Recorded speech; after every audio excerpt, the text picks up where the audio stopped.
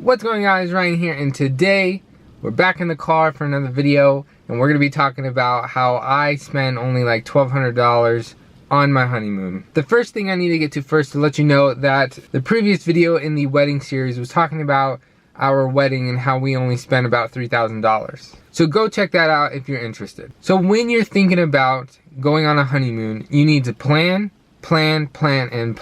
okay? So what we did is I looked at several different things for us to do. Originally, the plan was for us to go to Hawaii, and I had it all planned out. I got a credit card to get some fly miles, and I can earn fly miles and use that to get a cheaper flight. And because I'm already using a credit card, I might as well get a credit card that gives me fly miles. In addition to that, I actually was able to get like a bonus amount of fly miles, like 20,000 or 40,000, something like that. And I used that, and I bought some more miles to buy a flight for like 40 bucks. But including the miles, it was about like, I don't know, maybe $500 for two people going a round trip to Hawaii, which is pretty good. The other thing is I looked at many different places like hotels to stay in Hawaii and found one that we liked that was not that expensive, and we weren't going to be in our hotel room the whole trip. We were going to be out doing things. But the problem is COVID. COVID was the biggest issue for us when it came to Hawaii. Really anything that deals with a wedding and a honeymoon. So finding out some rules and regulations going to Hawaii and coming back, we just decided that it would be better if we didn't go, that we just waited to go on that trip some other time down the road. But we still wanted to do a honeymoon. And we found out that we could drive to California and visit some places that we wanted to go and still be safe and have fun at the same time. And so that's what we decided to do, because when you go to Hawaii during this time, at least in September of last year, you had to do a mandatory 2 weeks quarantine, no matter what. And the rules there were kind of like changing all the time. And then once it just changed to no matter what, we were like, we're not going to go, because we were only going to be there for less than a week or a week or so. And if we had to be in our room the whole time, I mean, we can be anywhere in a hotel room and not spend that much money. So we decided against it. But I did think about flying to California, but I looked at the flights, I looked at the costs of driving, and I thought, you know what, I really do want to do a road trip. I want to do a road trip in my lifetime. I've never done one being the driver and actually being like old enough to remember. So we decided to go to California, drive all the way down there. If you guys didn't know, I live in Washington State, and so California is 2 states down. And the one thing that you really need to know if you're gonna do a road trip, or really any trip in general, is to document or write everything down you wanna do and when you wanna do it. Because I made this whole schedule up. It goes from like the date, it goes from where you're coming from, what time you're gonna leave, the destination, what time you're gonna arrive, what the address is, how long it should take, and then any comments on the side. So, like on the first one, it's the September 1st, our wedding day, and we're gonna depart from her parents' house, and that would be around 9:30ish, and we would go to a hotel, Cousins Country Inn in Oregon. At 11:08 we should get there, and the whole time it would take is 1 hour and 8 minutes. And the comments was first night at hotel. And so I did that for our whole trip, and this was actually really useful because instead of trying to Google where we're gonna go, I already did it already, so I just type in the address and there you go. Now, no, we didn't stick to this 100%. We did go other places and we skipped some, and we didn't really get to go everywhere we wanted just because of the time of driving, the time when we arrived somewhere, and I just really didn't want to drive super late at night. So sometimes we skip some places. Now, the other thing, like I mentioned in the last video, you want to keep as many receipts, or at least like document all of them, or at least try to, because here's most of our receipts here. It's really not that many. There are some that I didn't get, but a lot of them are like food related and gas. The other thing is I got a toll.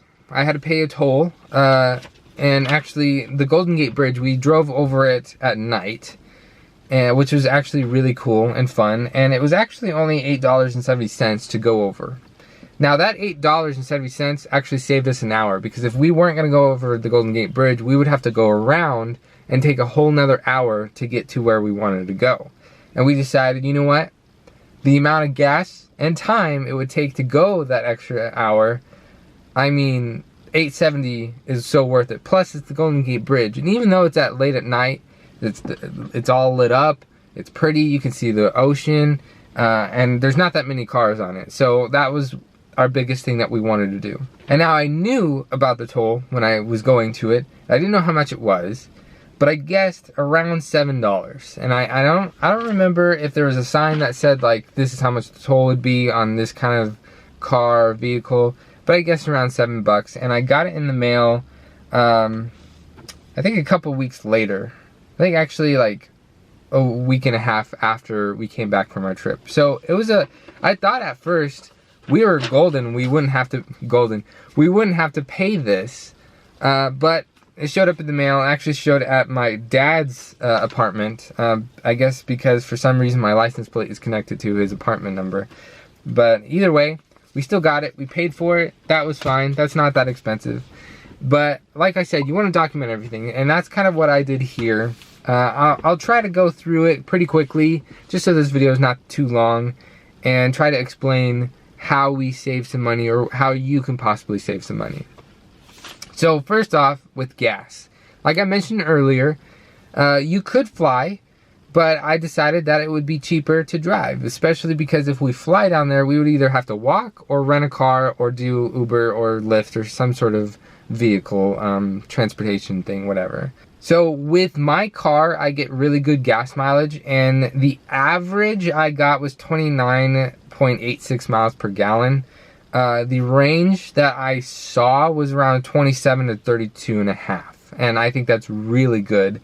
And my car has a huge tank. It's 18 gallons, which is the biggest I've ever seen in a car. And you can go a long ways without stopping for gas. My previous car, my Honda, was I think 10 gallons or 12. And it got alright gas mileage. It definitely got worse than 27. It was such a small tank that I would have to stop every like 200 miles. And I didn't want to do that at all. Now, like I mentioned, the whole distance was about 2,500 miles. I didn't really like document that exactly. I just kind of looked it up again and kind of just did around like just an estimate about where we went and how long we took there. But the whole amount of driving was about 40 hours. And of course, you could do that going from point A to point B in like one day or one whole sitting. But we decided to stop a couple places. And actually, I'll mention this in a little bit, but we decided to do some Airbnbs versus hotels, and we stopped at them just for the night, and it was really worth it in my opinion. Now, the total cost of gas was about $260, and that was actually really good. You can't find a flight for that price, and including renting a car plus that gas, and then plus any other like vehicle services like I mentioned. So for lodging, we only did one hotel, and it was just because we knew where it was, and it was pretty close, and it was just one night, and we wanted to have a hotel room rather than an Airbnb. I think it's somewhere where she's been before. I kind of don't remember. We went to Cousin's Country Inn. It was in the Dalles in Oregon, and it was only like $109 for that one night. That was pretty expensive if you think about one night, but it really wasn't that bad. It was kind of a nice place. It was just us around this big hotel, and it was actually kind of fun. And then we went to Airbnbs for the rest of the trip, which we spent with all the Airbnbs in Daly City, Los Angeles, Sanger, and Eugene. It was all $533, and the total there for all lodging was about $642. To me, it was really worth it. We actually stayed in Eugene, Oregon at like this castle type Airbnb. It was really cool. If you want to look at that, go look at my wedding vlog. I think it's part 2. Now onto food. On this road trip, we didn't want to stop. We didn't really want to stop anywhere. The only places we would stop is gas, and that would be our bathroom breaks. Or sometimes in order to like stretch our feet or to wake up, we would stop at like a rest stop or on the side of the road. But most of the time we actually got to a rest stop or a gas station to fill up and to get re-energized and stuff. During the road trip, we wanted to have food, and it's not just like chips and candy. We wanted to have actual food, and we actually did take a picnic over in Williams Grove. It's in Myers Flat, California. It's actually a really cool place, and big redwood trees. I mean, huge, beautiful. It was just us, and the sound of my of driving, it was still in my head, so it was pretty loud in my head, but it was still really quiet there. I'm forgetful because there's a cop behind me now. Let's see.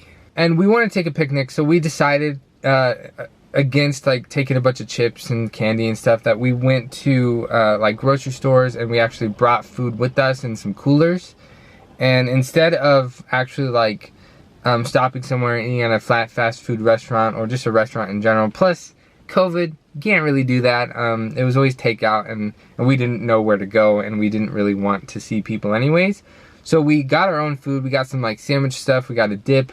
We did get a lot of chips and a lot of candy, but we got a bunch of Red Bull and some Propel and some Gatorade too.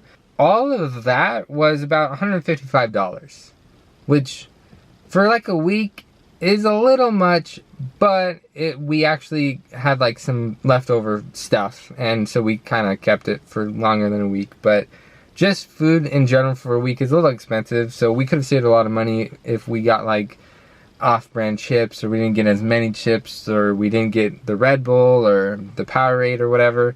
But in general, it was fine. And like I said, the way I kept it cold, since it was fall and it was actually kind of late summer, early fall, it was still really hot. And actually the hottest temperature it got on our whole trip was 117 degrees Fahrenheit, and that was in California, and we were going up a hill and my car almost overheated.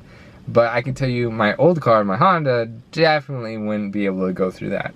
So I just kept it in a cooler. It's not that big of a cooler, and we actually had a couple of like smaller like lunchbox coolers, and we just had some ice packs in there. We didn't want to get ice and have to deal with water and then buying the ice, and we just refroze the ice packs when we got to the Airbnb or the hotel, and it actually worked out fairly well. There was just one time where our drinks didn't stay cold just because we wanted to keep the food cold rather than the drinks, but that was fine. It didn't really matter. Inside the car itself, it was fairly cool just because my AC it works great, and it doesn't overheat my car, especially in that 117 degree weather. But yeah, other than groceries, we did go to a lot of restaurants, and most of it was like McDonald's, and I think there was In-N-Out, and then I think there was an ice cream place that we went to, and that would be $120, which is really expensive for fast food. And if you really think, 1 week we spent $275 just for food, and that's a lot for food. At our place right now, at our apartment, we try to spend at least no more than $250 a month for food, but it ranges from like $200 to $300. So this trip really spent a lot of money for food. But I mean, you're gonna, when you go visit some places, and especially if you're gonna fly, you're not gonna be able to take groceries with you. I mean, depending on where you stay, you can go get groceries and bring them back, but most of the time their fridge is so small that you can't fit too much in there. Like I said, I think getting a lot of groceries in the beginning to like help with the road trip and to save on some fast food, it really helped out, because I can imagine we probably would have spent over like $300 just on fast food alone if we just went to fast food places. Now this last category, I labeled it miscellaneous. Part of it could be like with gas and driving, but pretty much we did one parking pass, and let me get that out right here if I have it. Actually, I don't think I have the parking pass itself, but it was $15 a whole day, and it was like $7 for a few hours. And even though we were just going to be spending maybe a little bit longer than that, we decided $15 for a whole day. We don't know how long we're going to spend here, and we would like to do some other stuff. We just got the $15. So that was a parking pass all day. And then the tolls, like I said, was $8.70 for the Golden Gate Bridge. And I don't think we actually got any souvenirs, mainly because we've been trying to save money. And this was around the time of, I still had a job, but it was there, the talks of getting laid off were there. And so I didn't really wanted to get a bunch of souvenirs for people. And quite honestly, I don't like getting souvenirs when people go on trips. I think it's a waste of money. I didn't go. I think it's kind of cool and nice, but I really don't agree with getting souvenirs for people. And so with some, like, we went to a store, we bought some shirts and I think a couple other things, and that was $28. One of the things we did was a couple's bike. It was like a one person could ride this bike together. It was like it had a roof on it. It was really cool. If you want to see that too, it's also in the vlog. But it was actually $35 for a few hours, and it's a little expensive, but honestly, it was worth it. It was really fun. It's a lot of work.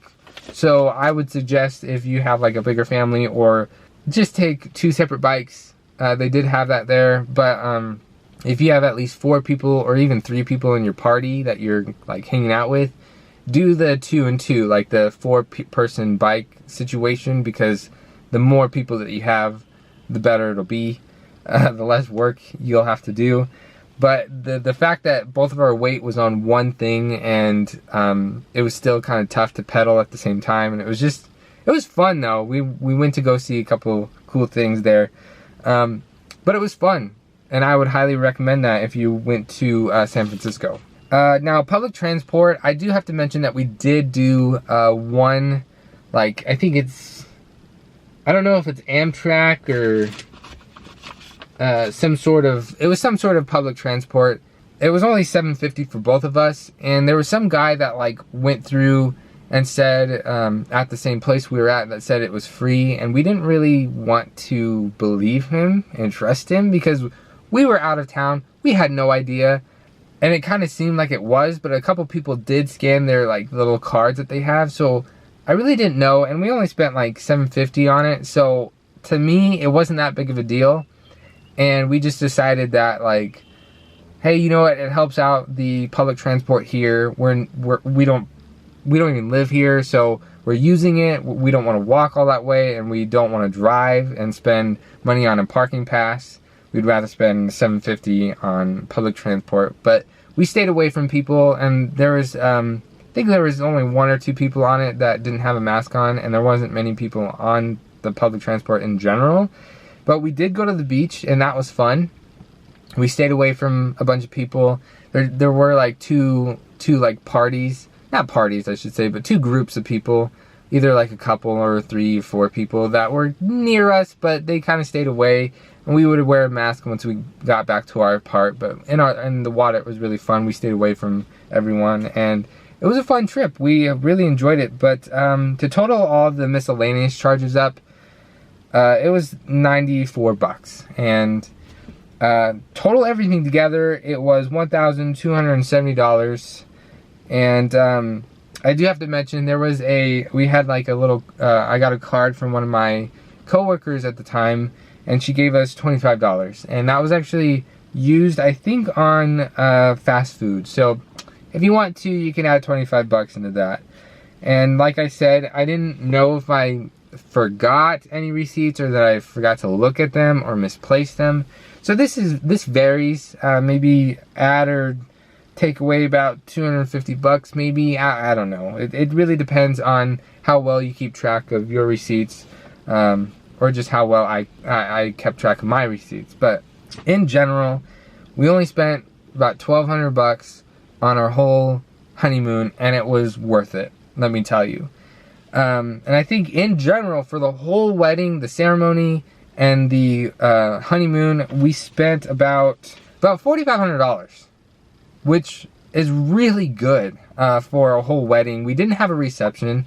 We still haven't. We don't know if we are this fall, but I don't know of anyone who had a wedding, the whole thing, under $4,500. It's nearly impossible just because of all the people, because of all the things that you have to get and do.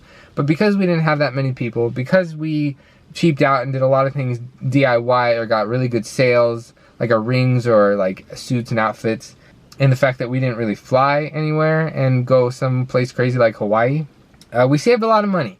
And let me tell you, you can too if you're going to go on a honeymoon or have a wedding. And if you want to look at any other of my wedding videos, whether to get tips and tricks or just to see what I did, I have a whole series on my channel for that. And I don't know if this is the last one. I think it might be, unless there's any more questions in the comments or look at other videos to talk about what I did there. Yeah, that was it. I just want to repeat myself a little bit.